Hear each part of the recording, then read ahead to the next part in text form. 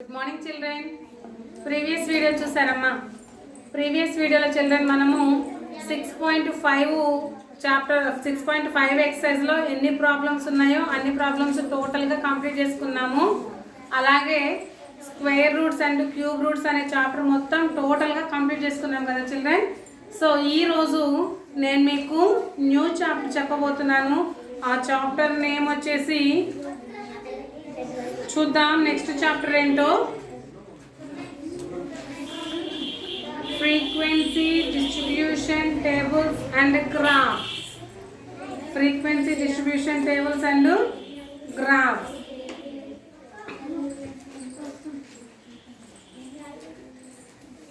So ఇక్కడ frequency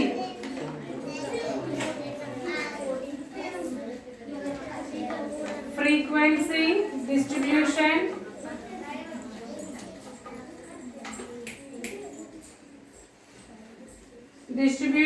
tables and graphs.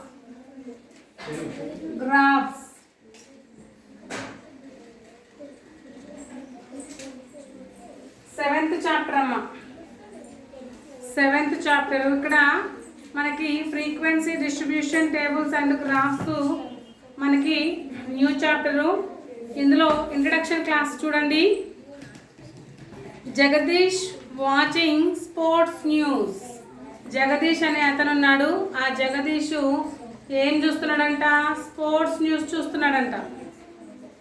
A visual appeared on the TV screen showing the details of medals won by different countries in Olympics 2012. 2012లో జరిగినటువంటి Olympics యొక్క medals, అంటే ఒక్కొక్క country Olympic games అంటే అన్ని countries నుంచి దాంట్లో participate చేస్తారు కదా. ఎవరెవరు పార్టిసిపేట్ చేశారో ఆ పార్టిసిపేట్ చేసిన వాళ్ళందరి మెడల్స్, అది అన్ని డీటెయిల్స్ అన్నీ కూడా ఏమేమి మెడల్స్ వచ్చాయి అని చెప్పేసి వాళ్ళ డీటెయిల్స్ అన్నీ కూడా టీవీలో చూపిస్తున్నారంట. ఆ టీవీలో చూపించేటువంటి టేబుల్ని మనకి ఇక్కడ కింద ఇచ్చాడు చూడండి. Olympics 2012 medals Tally. ఓకేనా? చూడండి, ఇక్కడ నేను ఇక్కడ రాస్తున్నాను చూడండి. Rank, country, COUNTRY country, gold, silver, bronze,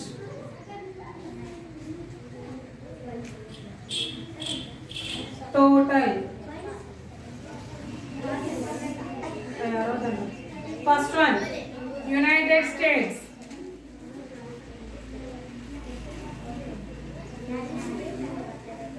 gold 46, 29, 104. Second one China, 38, 27, 23, 88. Third one Great Britain, 29, 17, 19, 65. Fourth one Russia, 24, 26, 32, 82. Fifth one Korea, 13, 8, 7, 28.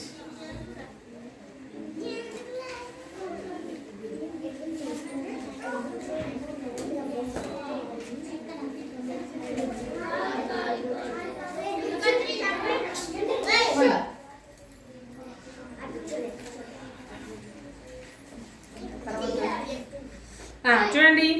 The above table provides the data about the top 5 countries that got the highest number of medals in the Olympics 2012 as well as the number of medals they won. ఏమంటున్నాడంటే ఎన్ని countries అన్నా దాంట్లో participate చేయని మనకు సంబంధం లేదు. Participate చేసినటువంటి కంట్రీస్లో టాప్ మోస్ట్ 5లో ఏ ఏ కంట్రీస్ ఉన్నాయి అనేది, టాప్ మోస్ట్ 5 కంట్రీస్లో ఏమేమి ఉన్నాయి అని, వాటి ఎన్ని మెడల్స్ వాళ్ళు ఓన్ అంటే గెలుచుకున్నారు అనేది మనకి కంప్లీట్గా ఒక టేబుల్లో ఇచ్చాడు. ఓకేనా? So information available in the numerical form or verbal form or graphical form that helps in taking discussions or drawing conclusions is called data. ఇక్కడ డేటా అంటే ఏంటి అంటే, డేటా అంటే చూడండి, ఏదైనా సరే వెర్బల్ ఫామ్లోనే కానివ్వండి, ఏదైనా ఒక ఇన్ఫర్మేషన్ మొత్తాన్ని కలెక్ట్ చేసుకోవడాన్ని మనం డేటా అంటాం. సపోజ్ ఇప్పుడు ఇక్కడ మనకి 5 కంట్రీస్ ఉన్నాయి. ఈ 5 కంట్రీస్ ఒలింపిక్స్లో పార్టిసిపేట్ చేశాయి. పార్టిసిపేట్ చేయడమే కాదు, టాప్ 5లో ఉన్నాయన్నమాట. ఈ టాప్ 5లో ఎందుకు ఉన్నాయి అని అంటే అన్ని ఎక్కువ మెడల్స్ గెలుచుకున్నాయి కాబట్టి టాప్ 5లోనే ఉన్నాయి. అయితే ఒక్కొక్క కంట్రీ ఏమేమి మెడల్స్ ఎన్నెన్ని సంపాదించుకుంది అనేది కూడా మనం ఇక్కడ రాసుకున్నాం. ఇక్కడ 3 టైప్ ఆఫ్ మెడల్స్ ఉన్నాయి. Gold medal and silver medal, bronze medal. 3 type of medals ఉన్నాయి. గోల్డ్ మెడల్స్ ఎన్ని వచ్చాయి, అలాగే సిల్వర్ మెడల్స్ వచ్చాయి, బ్రాంజ్ మెడల్స్ ఎన్ని వచ్చాయి. ఈ అన్ని మెడల్స్ కలిపితే మొత్తం టోటల్ మెడల్స్ ఎంత అనేది మనకి ఒక టేబుల్లో ఉంది. ఈ టేబుల్లో ఉన్నటువంటి ఎవ్రీ ఇన్ఫర్మేషన్ని మనం ఏమంటామంటే డేటా అంటాం. అంటే మనం తెలుసుకోవడానికి మనకి హెల్ప్ చేసేది, అంటే మనకు ఒక ఇన్ఫర్మేషన్ ఇచ్చేది మనల్ని. ఇన్ఫర్మేషన్ బట్టి ఇప్పుడు సపోజ్ చైనాలో బ్రాంజ్ మెడల్స్ ఎన్ని వచ్చాయి అని అంటారు. ఎన్ని వచ్చాయి అనేది మనకి డేటా లేకపోతే చెప్పగలుగుతామా? చెప్పలేము కదా.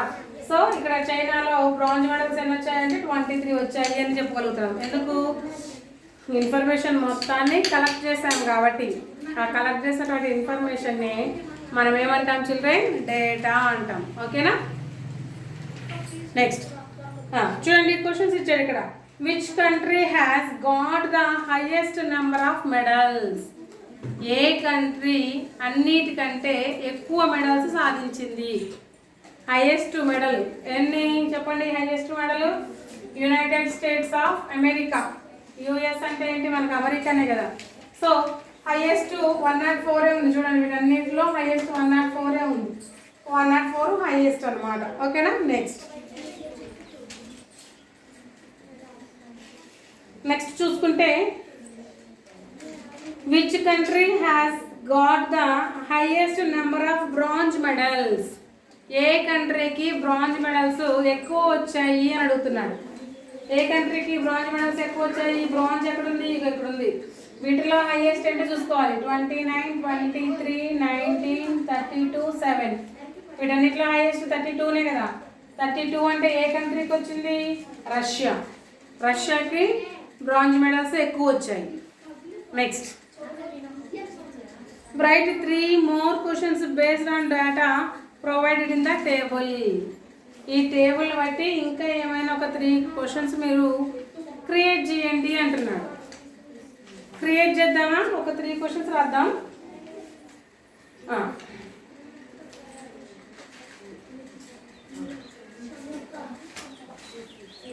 First question, which country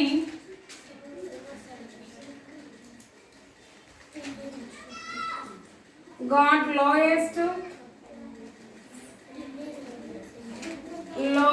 bronze medals? Lowest bronze medals. This is the first question. Next, what is the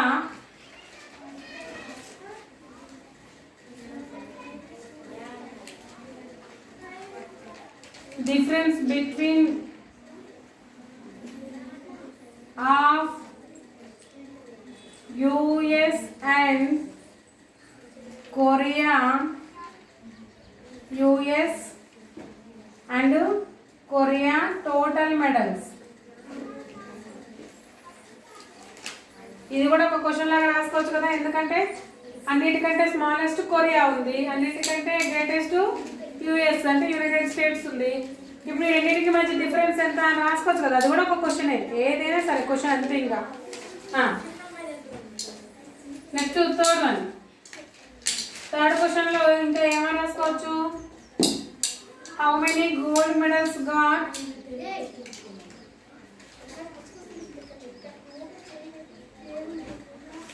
How many gold medals got Great Britain? Great Britain కి గోల్డ్ మెడల్స్ ఎన్ని వచ్చాయి అని. సో అలా ఎన్నైనా మనం క్రియేట్ చేసుకోవచ్చు. ఒక data ఉంటే డేటాని బట్టి క్వశ్చన్స్ మనం క్రియేట్ చేసుకున్నాయి కాబట్టి ఎన్నైనా క్రియేట్ చేసుకోవచ్చు. ఓకేనా చిల్డ్రన్? సో నేను వీటికి ఆన్సర్స్ మీకు చెప్పేసాను కదా, కాబట్టి మీరు ఏం చేస్తారంటే అక్కడే రాసేయండి.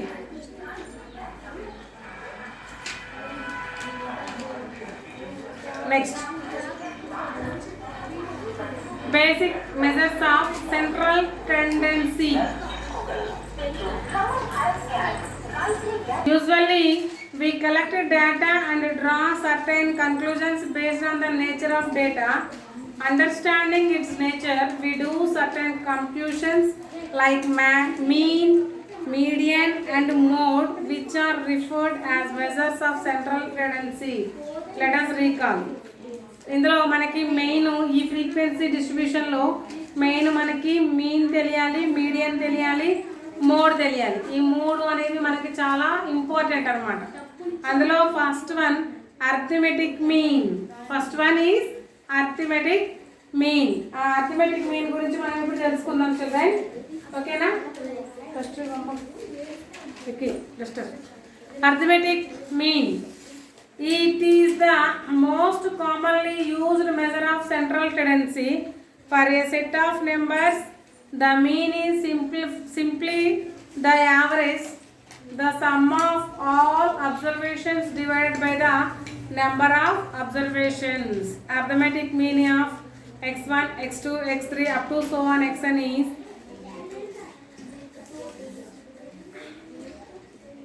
represent the sum of all xi, where I takes the values of 1 to n and n is the total number of observations.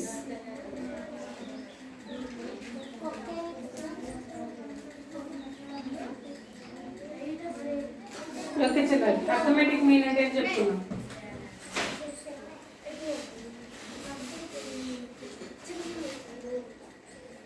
మీరు టెక్స్ట్ బుక్ లో రాసేయండి, నోట్ బుక్ లో రాయాల్సిన అవసరం లేదు.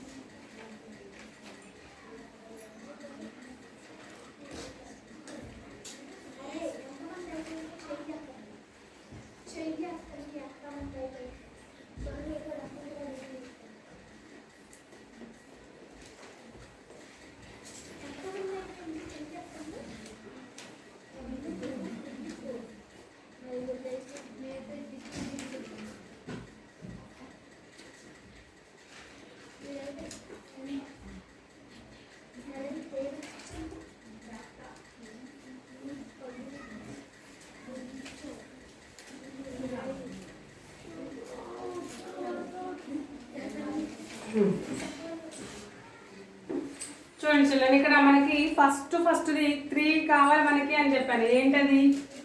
మీన్ ఒకటి మనకి ఇంపార్టెంట్, తర్వాత మీడియన్ అనేది ఒకటి ఇంపార్టెంట్, నెక్స్ట్ మోడ్ ట్రిపుల్ ఎం అంటారు దీన్ని, ట్రిపుల్ ఎం, మీన్ మీడియన్ మోడ్ మనకి 3 ఇంపార్టెంటే ఈ చాప్టర్లో. ఓకేనా? సో ఈ చాప్టర్లో మనకి ఫస్ట్ మీన్, ఈ మీన్ని మనము అర్థమెటిక్ మీన్ అని కూడా అనొచ్చు,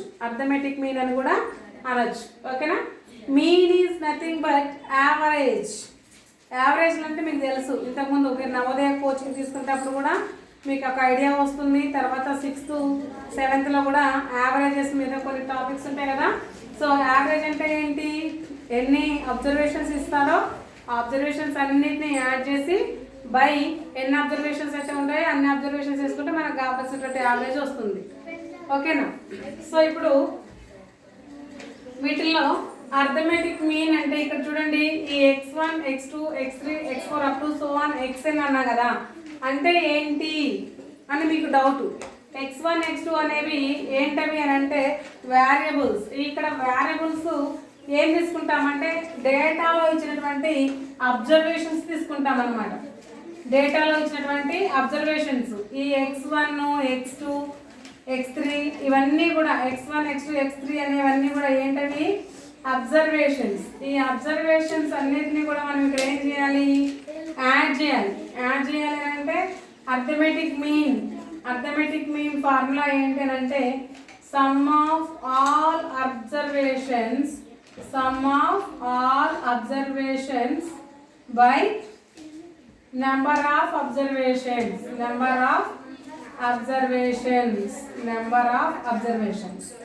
sum of all observations by number of observations. చూడండి అమ్మా, ఇక్కడ అర్థమెటిక్ మీన్ లో x1 x2 x3 x4 up to so on xn అని అన్నాడు కదా. ఇందాక మనకి ఒక టేబుల్ తీసుకున్నాం. ఏంటవి? ఒలింపిక్స్ లో యాడ్ చేసినటువంటి, అది ఒలింపిక్స్ లో ఓన్ అయినటువంటి మెడల్స్ అన్నిటిని మనము ఆ టేబుల్లో చెప్పుకున్నాం కదా. సో ఇప్పుడు టోటల్ టేబుల్స్ తీసుకుంటే, టోటల్ మెడల్స్ తీసుకుంటే యుఎస్ వచ్చేసి 104, నెక్స్ట్ చైనాకి 88, నెక్స్ట్ గ్రేట్ బ్రిటన్కి 65, రష్యాకి 82, కొరియాకి 28.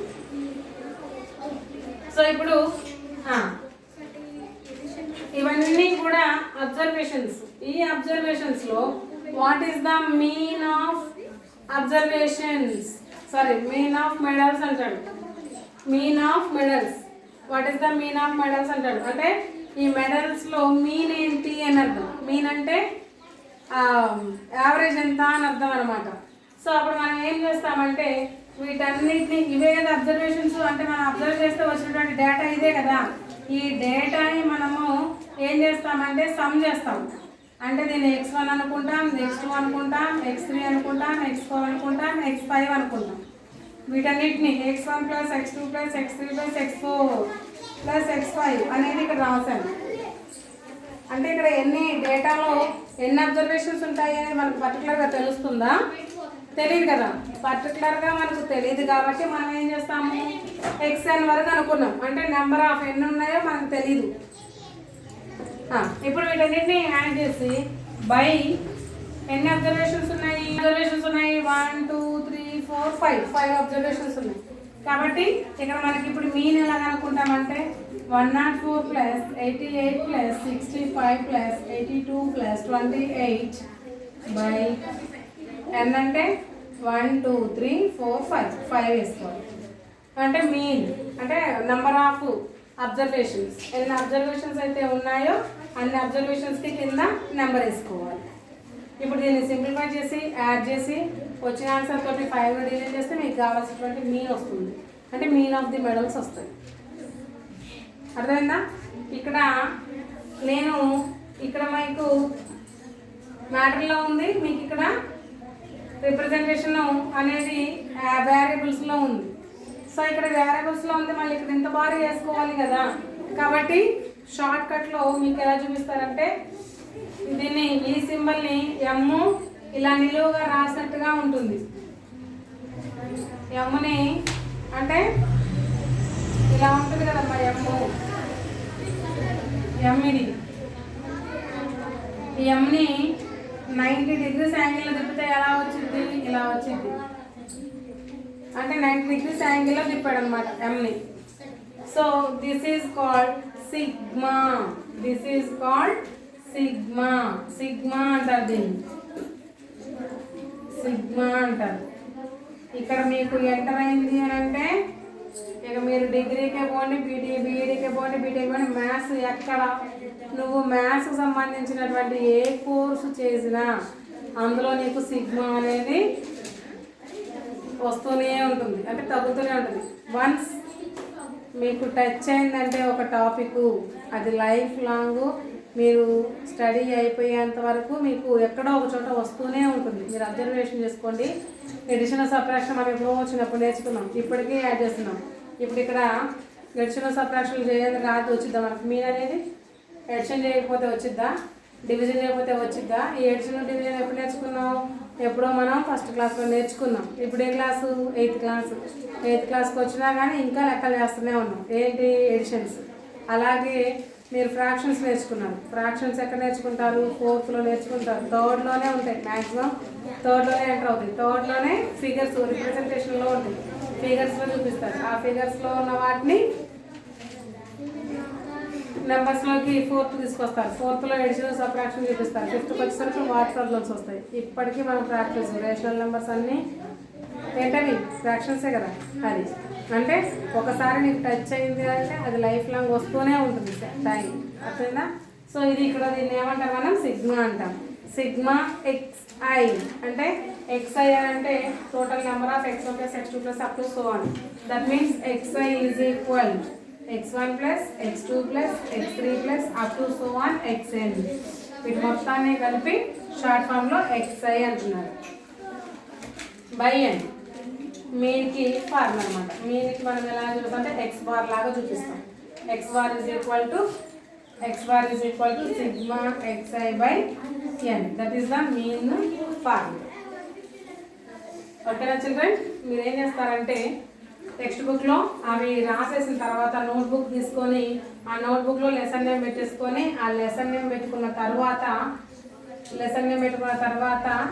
అర్థమెటిక్ మీన్ అని చెప్పేసి సైడ్ హెడ్డింగ్ పెట్టుకోండి. సైడ్ హెడ్డింగ్ పెట్టుకొని మొత్తం యాజ్గా బోర్డులో నేను ఎలా రాశానో అలాగే మొత్తం ఇక్కడ వరకు నీట్గా నోట్ చేసుకోండి. నోట్ చేసుకొని క్లియర్గా కనిపించేలాగా నాకు ఫోటో తీసి వాట్సాప్ చేయండి. ఈ మీన్ మీద ప్రాబ్లమ్స్ ఎలా చేయాలి అనేది మనం నెక్స్ట్ క్లాస్లో తెలుసుకుందాం. క్లియర్ కదా children? Next class will be tomorrow. Continue. Bye children.